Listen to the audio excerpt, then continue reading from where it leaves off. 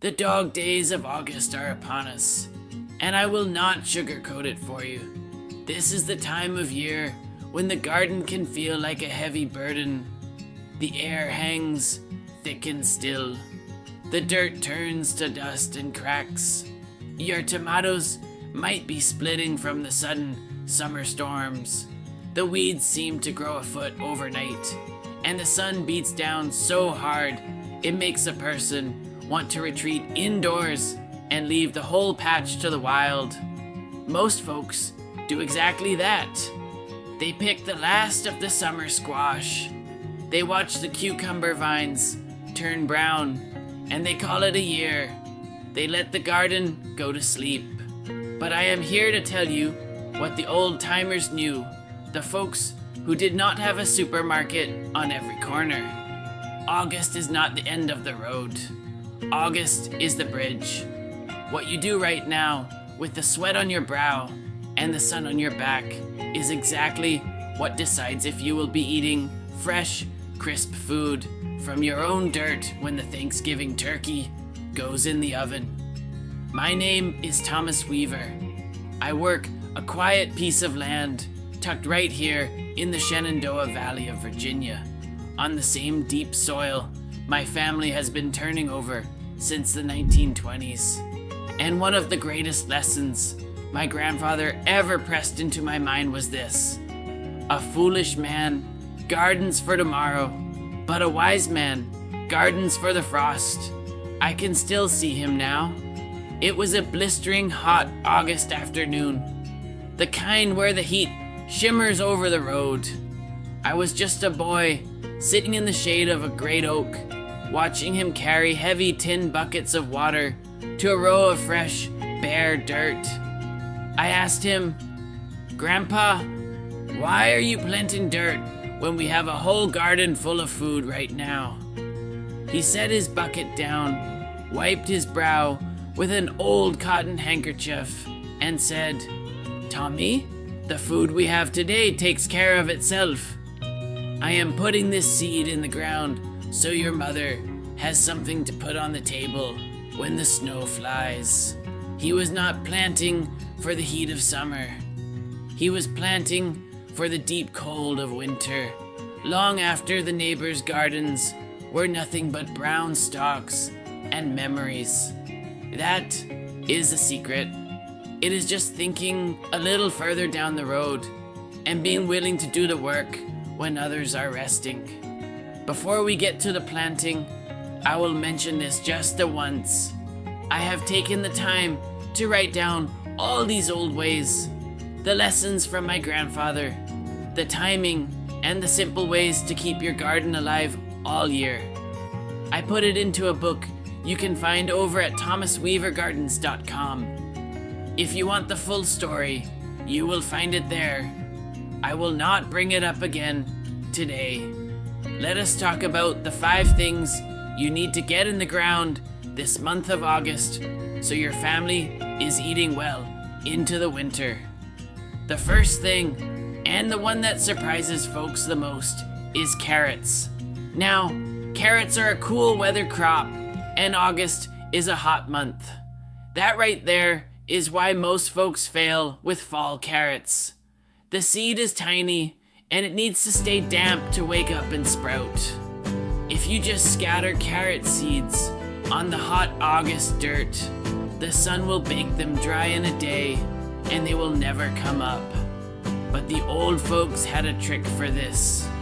You scratch your line in the dirt, you put your seeds in, you cover them lightly, and you give them a good, deep watering. Then you take an old wooden board, just a scrap piece of lumber, and you lay it flat right over the wet dirt where you planted. That board traps the moisture in the ground and keeps the beaten sun off the seeds. You leave it there, but you check under it every single morning.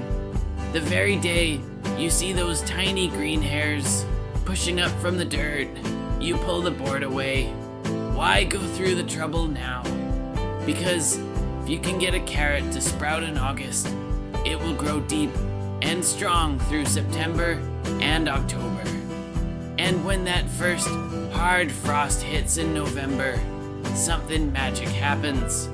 The cold tells the carrot to turn its starches into sugar so it does not freeze. A carrot pulled from the cold November dirt is the sweetest, crispest thing you will ever taste in your life. The second thing to plant is the fall pea. We all think of peas as the promise of spring, but a fall pea is a second chance at that spring joy. The trick with a pea in August is knowing your weather. If you live way up north in places like Maine or Minnesota or the Dakotas, your window for peas is closing fast because your winter comes on quick. But if you're in the middle of the country, Ohio, Pennsylvania, Indiana, or down here in Virginia, August is the perfect time.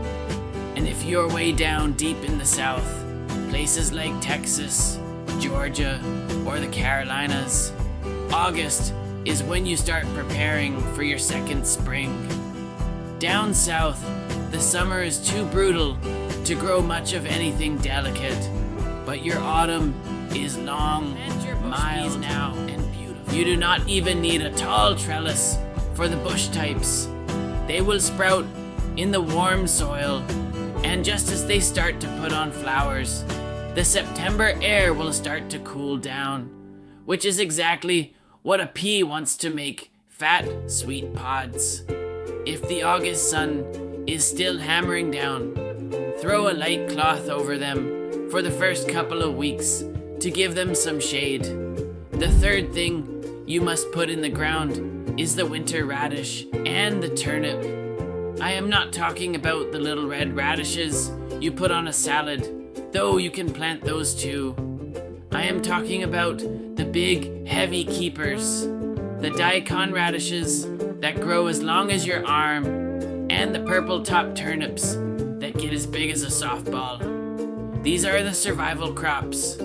When you plant them in August, they drive their big roots deep into the soil. They break up the hard clay for you.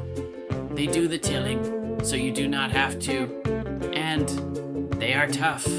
Bugs do not bother them much, and diseases leave them alone.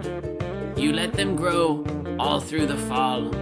When the weather gets truly cold, you pull them up, you brush the dirt off, you cut the green tops off, and you lay them in a box filled with slightly damp sand down in your garage or your cellar. They will sit there in the dark and stay fresh clear through to March. That is food security, plain and simple. The fourth thing is kale and collard greens. These are the tough greens. Now, if you plant them in August, I will warn you plainly, the bugs will find them. The cabbage moths are still flying around, and they will lay eggs, and little green worms will chew holes in your young leaves.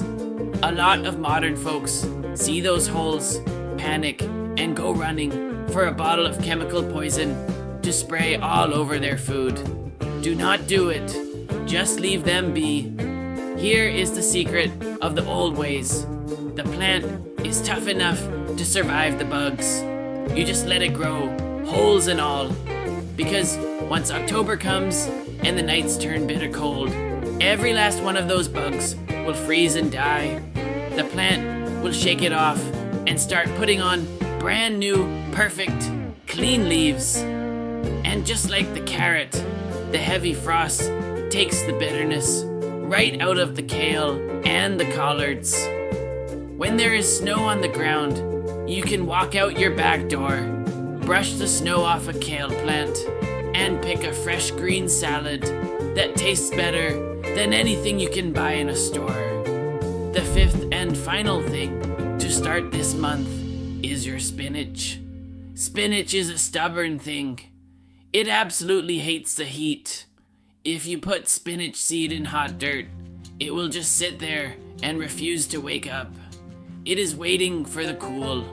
So, you have two choices. You can start your seeds inside your house where the air conditioning keeps things cool, and then transplant them outside in September when the heat breaks. Or you can find the shadiest, coolest spot in your garden, maybe right behind a big bushy tomato plant that casts a long shadow, and plant your seeds there. Spinach is one of the only things that will survive a hard, dark winter with almost no help. If you put a simple piece of plastic or heavy garden fabric over your spinach rows in November, you will be out there in January picking fresh greens for your morning eggs. Now, let me speak plainly about why this all matters. It is not just about having a few extra vegetables. It is about independence. The way the world is set up today, they want you completely dependent. They want you walking into a brightly lit grocery store in the dead of December to buy a plastic box of lettuce that was grown 3,000 miles away, picked a week ago, and trucked across the country. It tastes like water and paper, and it costs a small fortune. Nobody on the television or in the big companies is going to tell you how easy it is to grow your own food in the fall. There is no profit for them if you realize that a cheap packet of seeds and an old bedsheet to keep the frost off will feed your family through the darkest, coldest months of the year. The system makes money when you forget the old ways. The system profits when you throw your hands up in August and say, "It's too hot, I'll just go to the store." But you have the power in your own two hands. You're not a slave to the seasons, and you certainly are not a slave to the grocery store.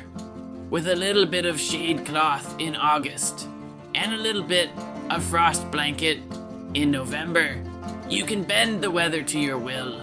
So, these are your 5 for the month of August. Use the board trick to sprout your carrots for winter sweetness. Get your bush peas in for a second spring. Plant those heavy turnips and winter radishes to fill up your cold storage. Let the kale and collards grow through the bug season so they can shine in the snow. And start your spinach in the cool shade so it can feed you in January. Do this work now. Sweat a little in the August sun. Your future self will thank you when the winter wind is howling from you and your comments. Tell me what state you're gardening in, and tell me what the hardest part of August is for you. Whether you are fighting the dry heat of Arizona, the humidity of Alabama, or the early cold warnings up in Montana, share it below. It helps the folks reading to see how we all manage our ground differently. Next time we talk, I am going to walk you through how to save the seeds from this year's garden so you never have to buy another packet from the store as long as you live.